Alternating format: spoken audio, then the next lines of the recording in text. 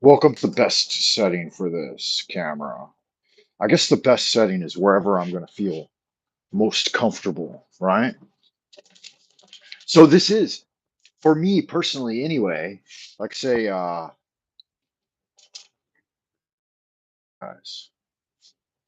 like say mileage might vary depending on where you are out in Happy Land. How much of the shoulders are necessary? Does that look about right? I think that looks about right.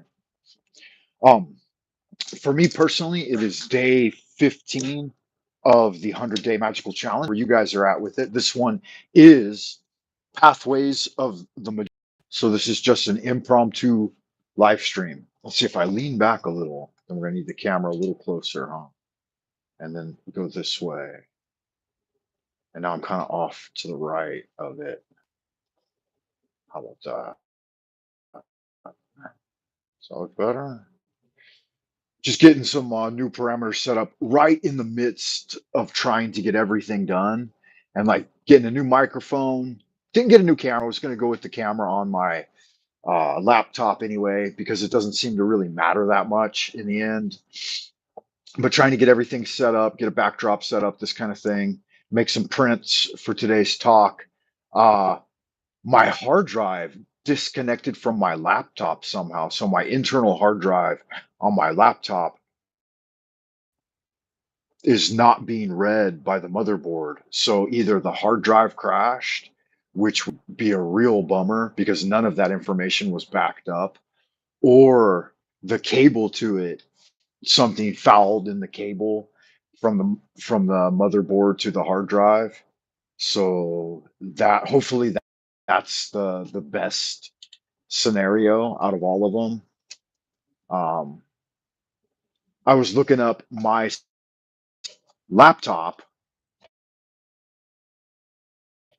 and it says that it is the cable for the hard drive is prone to failure.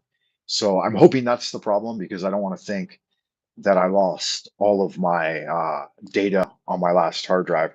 So I believe it was about 500 gigabytes, and most of that was pretty much, it was probably 90% full with lots of photography and writing and video, some completed video. Video takes up so much space though, you can't. But I had been using that laptop for almost 10 years now, and it still ran fine. It was a MacBook Pro 2015 edition. I believe it's a 2015 edition. I looked up the model number. It says that it was either late 2014 or um, up to mid to late 2015 is when they manufactured that particular one. But yeah, that's kind of a bummer. Anyway, it is the 100-day challenge. I'm broadcasting to you from Twilight Zone, Old Peking, Central Kingdom of the Celestial Dragon. I've been looking over some of my more recent journals for the 100-day challenge, 100-day journey, and what we got. So,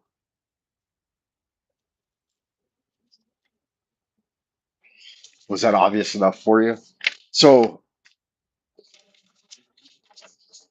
welcome, Wizard, Warrior, Wanderer, Wayfarer. Everything's going to be backwards. I guess you could read it if I put it in reverse. Oh, yeah. So due to the fact that I'm using the phone to broadcast, I think everything will be backwards. But the Masonic symbol, it says, meet on the level and part upon the square.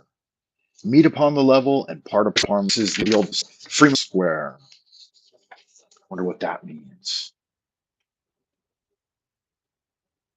Yeah, I think you're probably right. Hey, Sandra Sue's out there in Happy. Good to see you, Suzanne. Hope you are doing well. I can't even check my world clock real easily now. Uh, yeah, paper seems to be better. I can't even check my world clock without my laptop. I'm kind of at a loss for some of my usual tools that I use. Got to get rid of that bad boy. We've got Neurolath Neurolathotep. Neurolathotep. How do you say this guy's name? Nyarlathotep.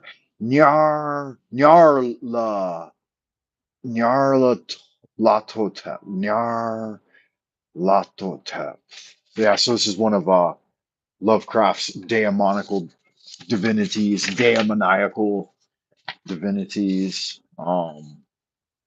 Tried to print up a little Chinese poem I wanted to teach you guys, but it didn't center correctly. So we've got part of the text missing, quite a bit of the text.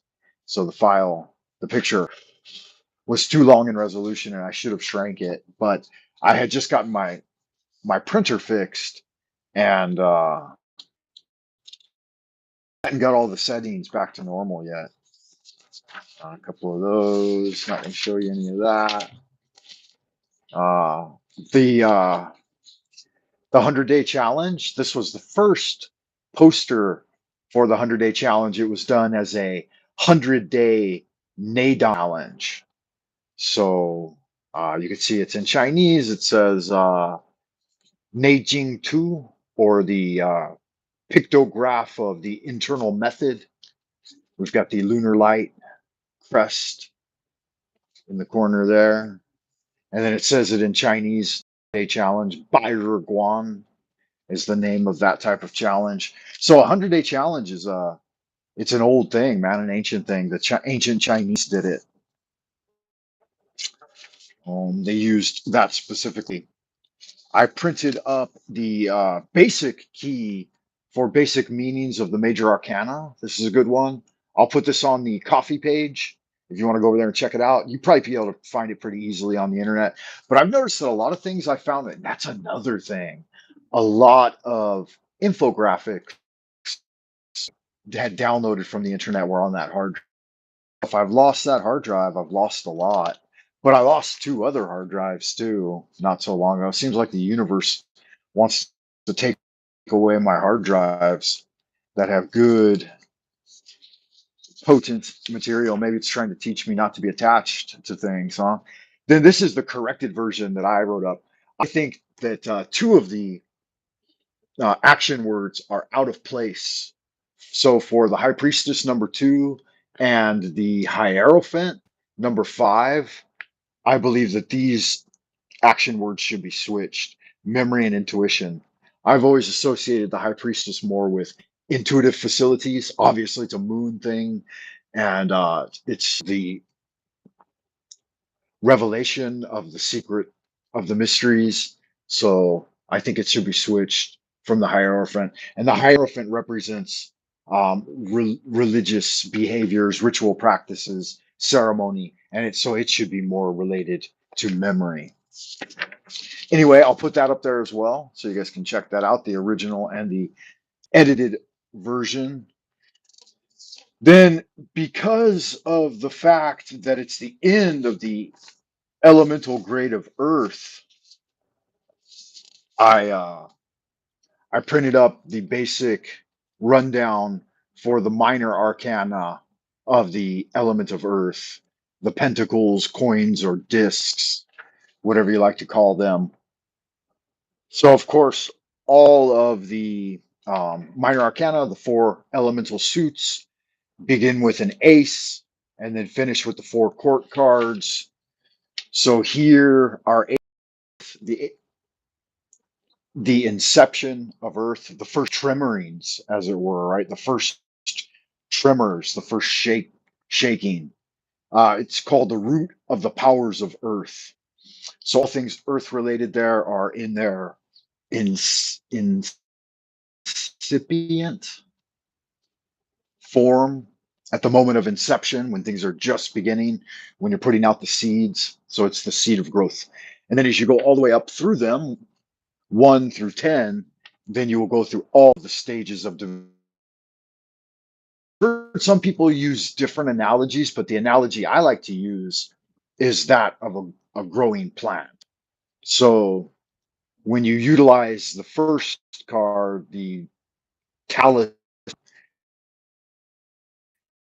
the Ace of Pentacles, then it's like digging the dirt and putting the seed in the ground. And then harmonious change, not the sprouting forth, but the breaking of the seed. I don't know what that stage is called. I should probably catch up on my biology, right? Review it. And then 3 would be its emergence, and then as you go up, to fruition and death, and then recycling all the way up to the 10. So we've got, in order, the 2 of Pentacles is the Lord of harmonious change. I guess if you guys can't, if it's backwards to you guys, then it doesn't really matter. So I won't show it so much. But then you've got the angelic names in Hebrew, the spirit of the thing, and the intelligence of the thing. So you'll have 2 angelic names for each. And then you have its combination of element, water and earth together here for the due to their planetary and zodiacal alignment. So the first 3 are Capricorn energy and harmonious change. The the 2 of Pentacles, rather, sorry, is Jupiter in Capricorn. Then 3 of discs is called the Lord of Material Works, and that's Mars in Capricorn, and then is with still water and earth for the element.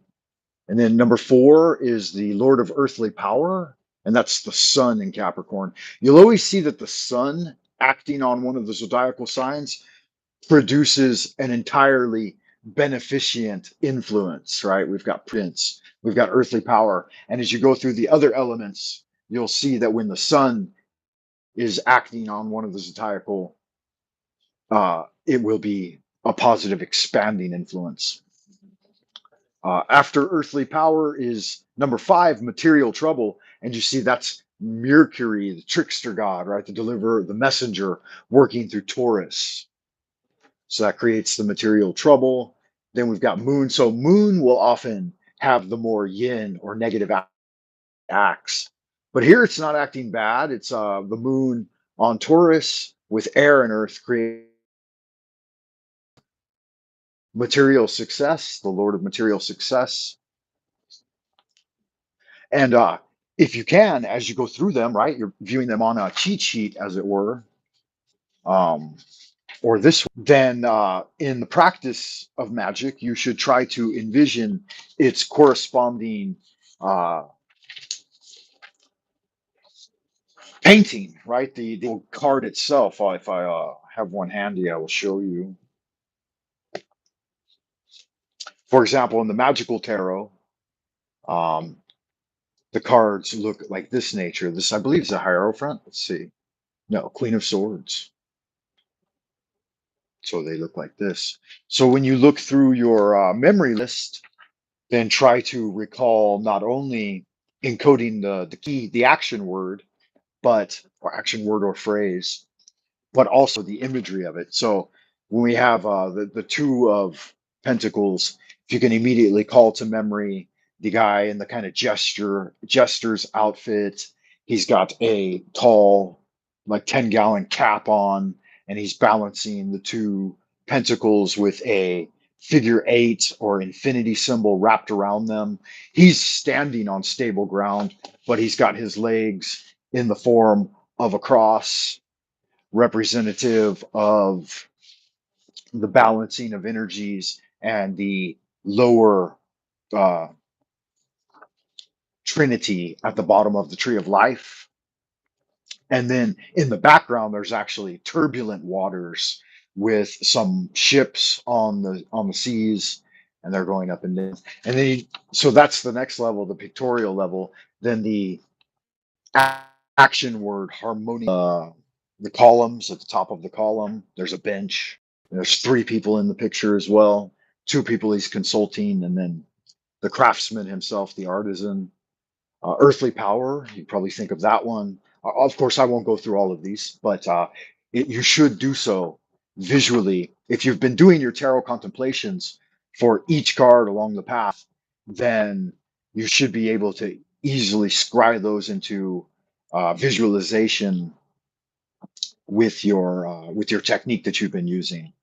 Let's continue on down. We've got success unfilled, prudence, material gain, the Lord of wealth, right?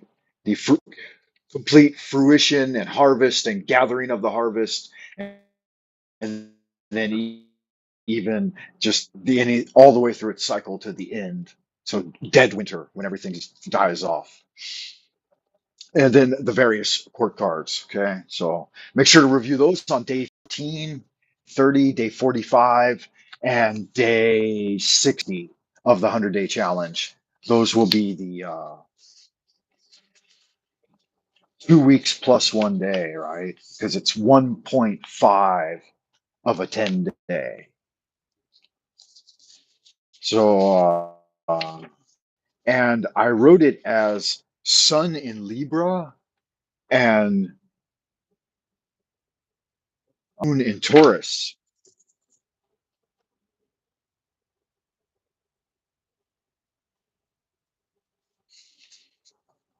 Yeah, I do. In all things, call upon the Lord, and without prayer unto him through his only begotten Son, do thou not vow to do not undertake to do or think anything. That's from the beginning of the prayer for the Arbitel of Magic. So yes, of course, as always. So I drew this little wizard figure, and he's got a foundation here that's being elevated by the infernal flames and coming up out of the smoke, of course, in their corresponding locations are Boaz and Joaquin, the pillar of mercy and severity. And they, of course, in the direction of the magician. So from his perspective, it will be the sun at the right and the moon at the left, the active force coming out of the right side and the passive force being received on the left side. But anyway, the point being, before I saw that message, I was going to respond to that. Good to see you out in Happy Land.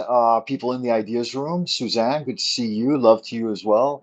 Hugs to family, as always.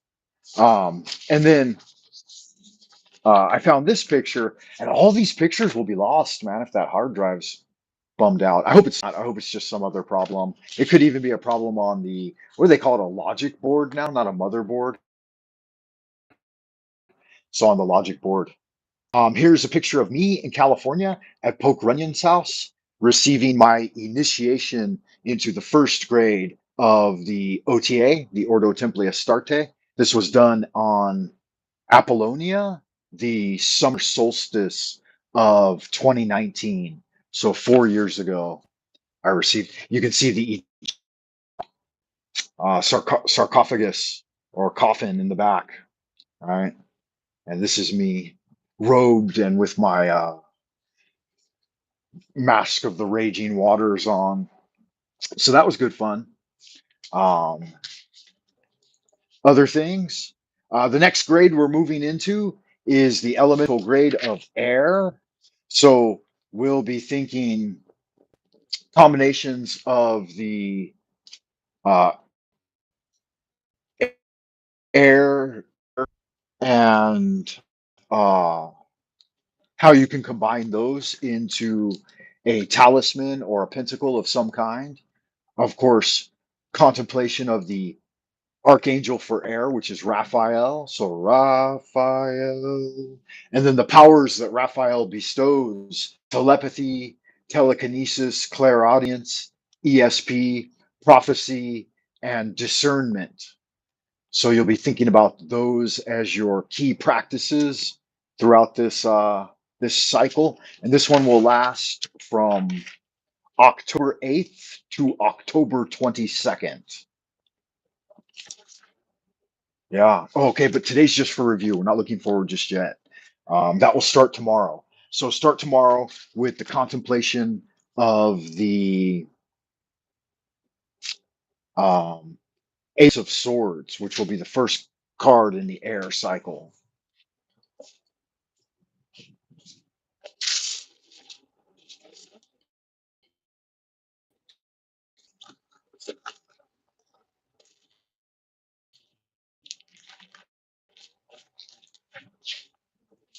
Grab one of my tarot decks. Yeah, people sometimes worry, people that are religious in the religious sense of uh, many of the commercialized religion of the day. Um, might not necessarily get esoteric studies. You know, they might not appreciate it. They may think poorly of it. Some, in fact, do. But to each his own is supposed to be the way to truly embrace the Christ consciousness is to be non-judgmental and forgiving and loving and embracing the idea of to each his own. Wow, so I drew the deck here and we get the air card, the pure air element of the three mother letters of Hebrew, right? The Aleph, the full card at 0. And let's see if I can find one of the cards I'm looking for on the cut. That would be fun, huh?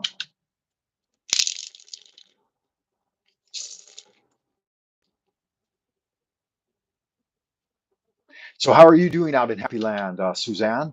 Is everything well where you're at? How's your weather? Has it gotten cold for you yet? It's getting cold here. Um, I should probably have on a robe or a sweater or something, but I don't. Yeah, I cut right to it. Can you believe it? This is the card I wanted to draw. This is the card of contemplation for tomorrow, the Ace of Swords. And I was able to, you heard me just say it. I said, maybe I can get to it on the cut, right? And so that shows you how powerful of talismans the tarot actually are in the hands of a trained practitioner and unfailing always. There's an interesting guy on YouTube that does a lot of gematria and numerology, and then connects it across lots of different systems of symbolism. But he has a very interesting and entertaining way of going about it. And he says his main claim to fame, I think, in part, is that it's all destined, it's all in the stars, as it were. But he doesn't use the stars as a reference. He uses the Chaldean gematria, which is a Chaldean association of, I would, what would those be? Phoenician letters, Phoenician alphabet with numbers, and so their system of numerology and how they connect words, 100% applicable, basing it as interpretation of the English language. But it seems to work for him. I haven't gone in and investigated adds up, but I've definitely found entertainment in watching some of his videos. And a real quick, can you do a sound check for me with my? Um, I guess the sound must be okay, or someone probably would have said something by now. But so my lap to update you guys. This is the 100-day magical challenge, Pathways of the Magi. We're on day 15, and my laptop died like 2, 3 days ago. 2 days ago, I guess. Sometimes I over exaggerate amounts. I have a real hard time with numbers, right? Like quote from that movie. But I saw it. Look, I cut to it again. Can you? Third time of shuffling. So I put it back in there. I shuffled, and then I cut to it again. That's amazing. If it happens a third time, that's really going to be something, huh? Getting that time. That time was the Chariot, which is also a lot of yellow, also an airy card, right? Well, it's Cancer. Um, the Crab, the Starry Crab.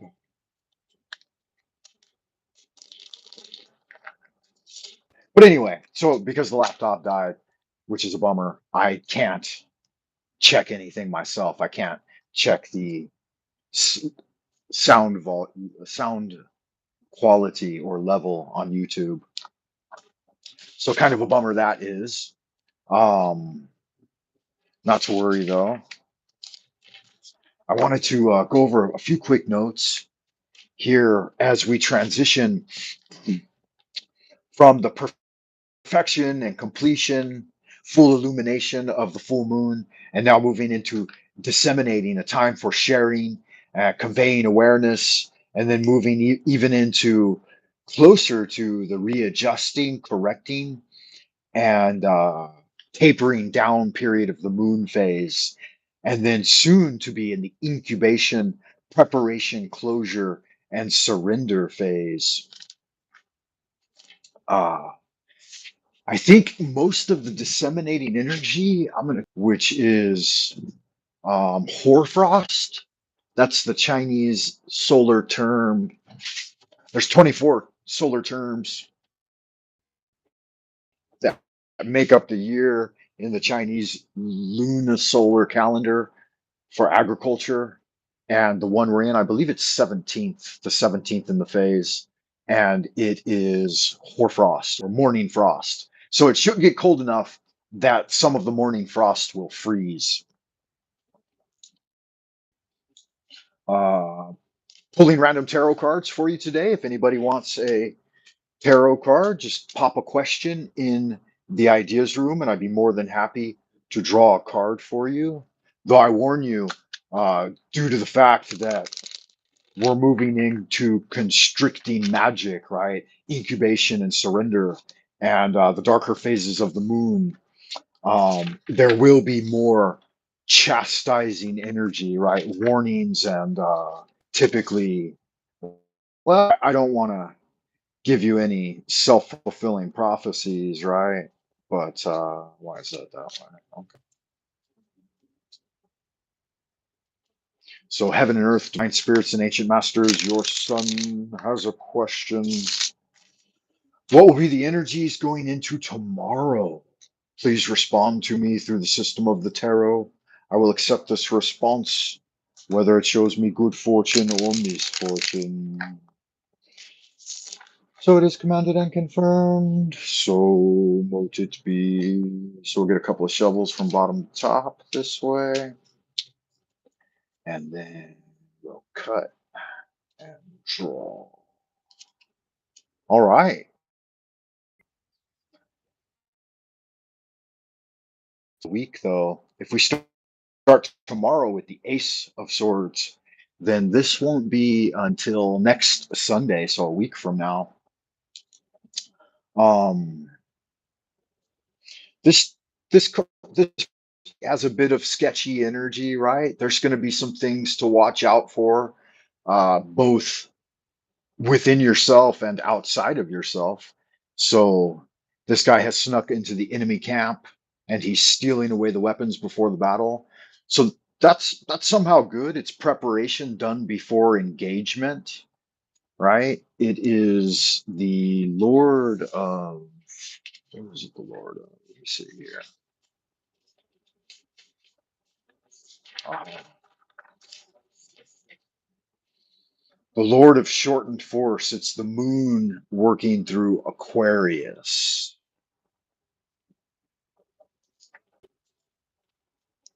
Yeah, so there could be some moderate losses. There could be negative news sometimes.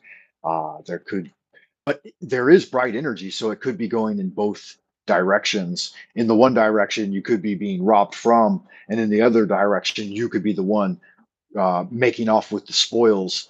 But either way, we see preemptive action being taken. So that's good. It's got its positive and its negative. That mother up.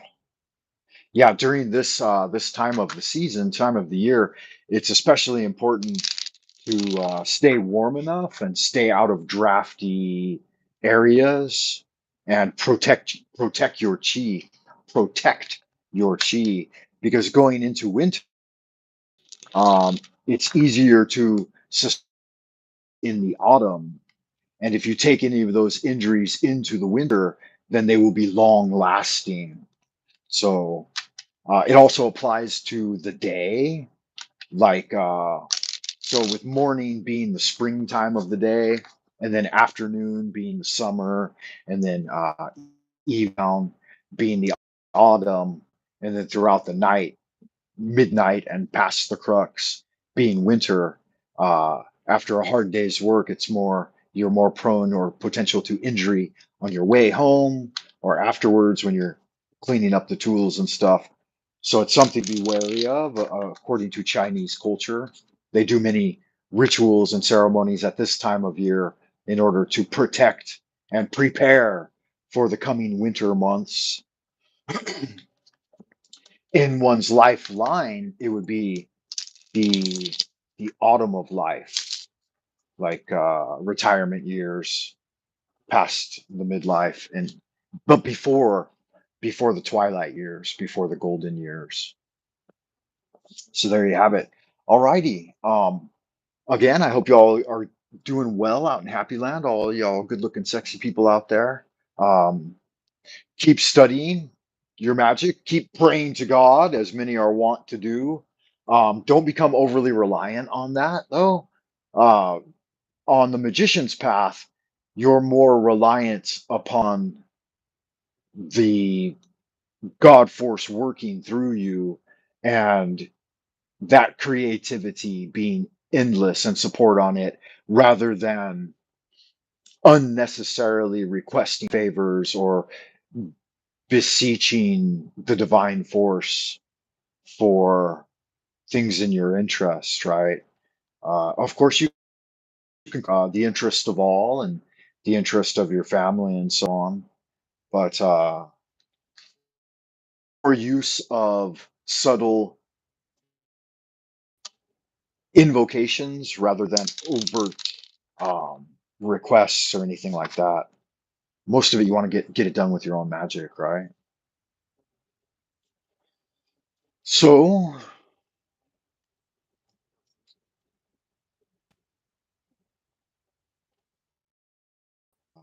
I'll pull another card here, maybe a couple. Contemplate some changing forces.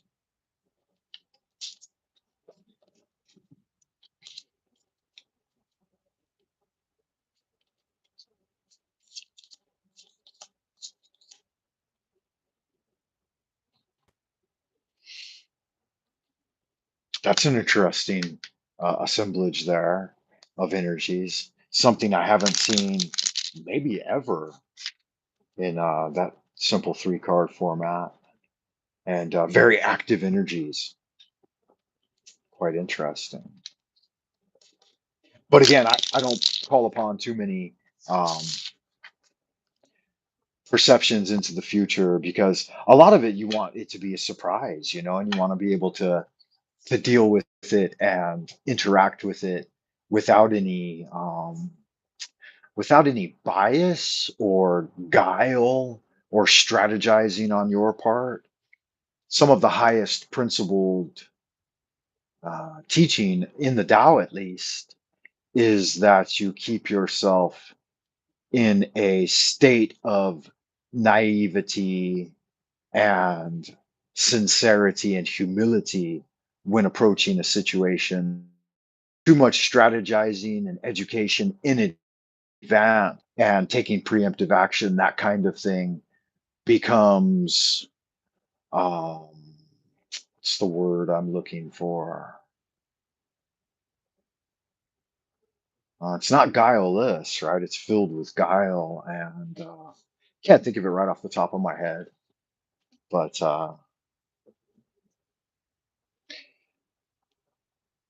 the next for the next session will be study of the air elements, and so again, those are the magical weapon is the sword. So it's separating things and discerning things, discriminating between them, comparing and contrasting, even judgment, right? Because, like it or not, we all tend toward being judgmental by necessity, right? For the sake of survival. If you're looking at, say, a collection of glasses of water, or varying degrees of uh, cleanliness of water, the brackish, swampish water is definitely gets judged as unsuitable for drinking, right? And incomestable.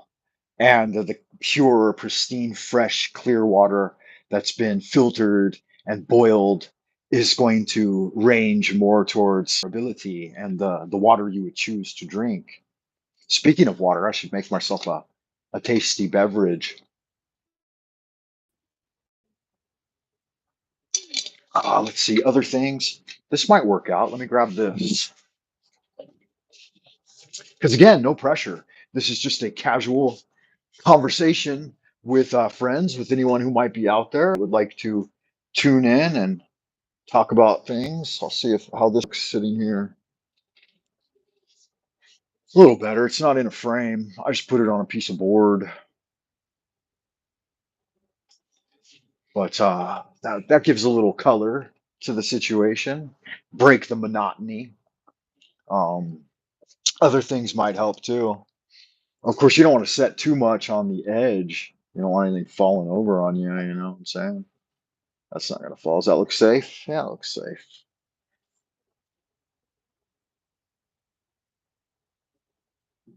Some fragrant flowers. Uh, um, the gourd. I wonder if the gourd will fit in there.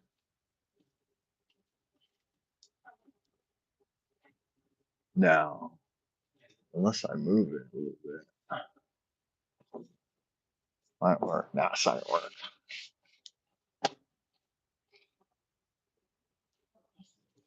Yeah. So a little casual conversation. Um, what does a comedian do? A stand-up comedian when he goes up on stage and all of his jokes are just met with dead silence. That can't be kind of fun. I've had that happen a few times. I've done all right. I did all right in stand-up comedy, but a lot of the times, man, it takes a lot of creativity and like intelligence